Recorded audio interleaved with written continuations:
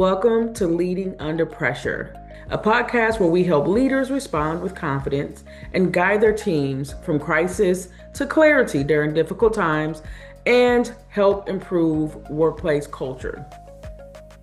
On this podcast, we're going to navigate ways that leaders can respond effectively when everything seems to change overnight due to a crisis such as an employee death, a crime, layoffs, and other disruptions that may have a negative and lasting impact on workplace culture. I'm Carmel Brown, founder of Nuvanti Consulting, where we apply the science of people to the art of business.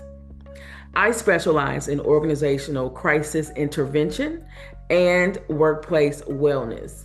Essentially, I help companies create a psychologically safe workplace in which employers and their team members proactively build resilience and they're prepared whenever they are faced with a crisis.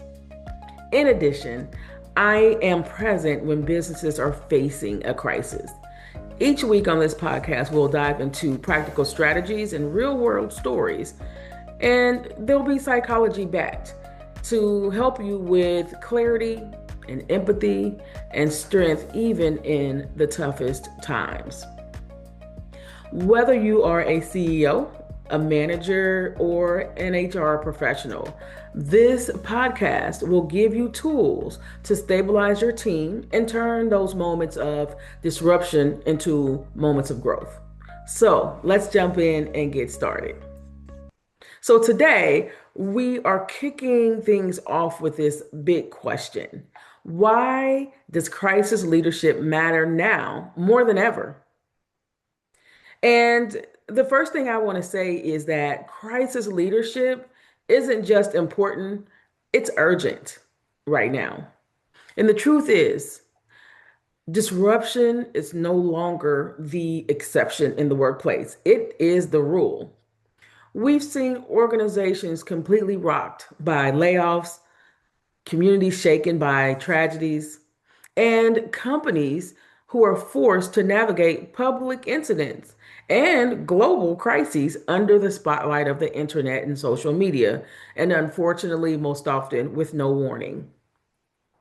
In this environment, leaders are not just expected to deliver results, they're expected to provide stability and safety, reassurance, and hope.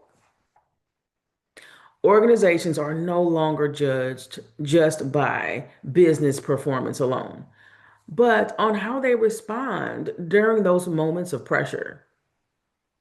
Employees look to their leadership, not just for direction, but for that stability and that empathy and clarity when everything seems to feel uncertain.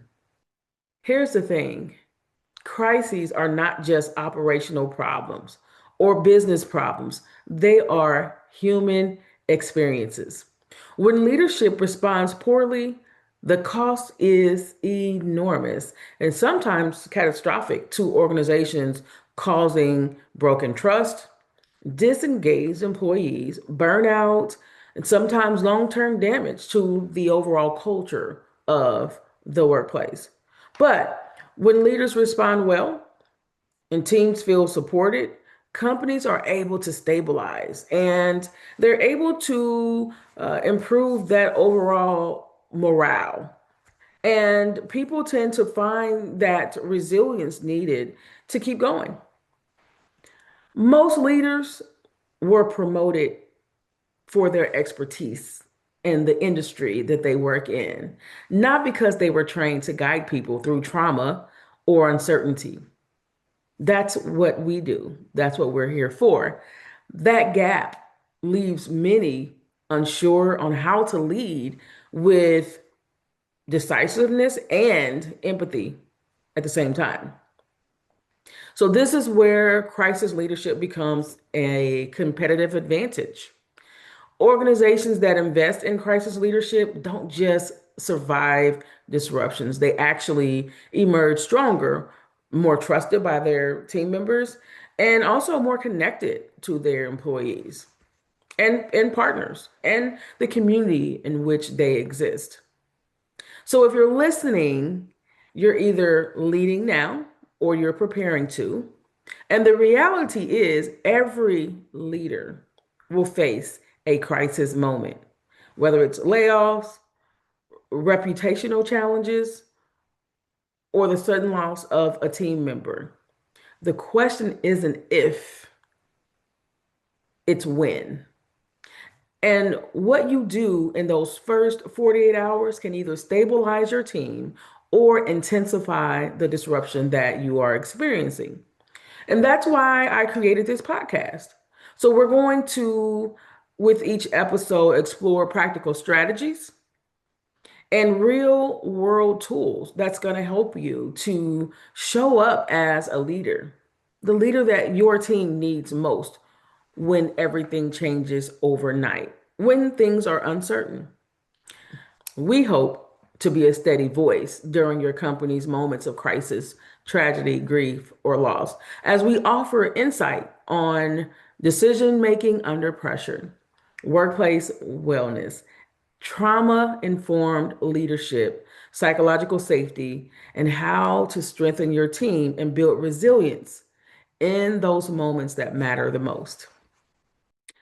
Crisis leadership isn't about avoiding challenges. It's about showing up when it matters the most. And together, we will build the skills and the confidence that you need to do just that. Thank you for joining me for this episode. If you found today's episode helpful, please share it with a colleague and be sure to subscribe to our podcast so you don't miss what's coming up next. And if your organization is ready to go deeper, visit our website to explore workshops, consulting packages, and training options designed to help leaders and teams thrive under pressure, and programs and services designed to help your company become proactively prepared for potential or future crises or challenges. Don't forget to get caught up on our blog posts on our website at nuvanticonsulting.com. That's NUVANTI consulting.com. Remember, leadership in crisis isn't about perfection. It's about presence. I'm Karma Brown, and this is Leading Under Pressure, brought to you by Nuvanti Consulting. We'll see you next time.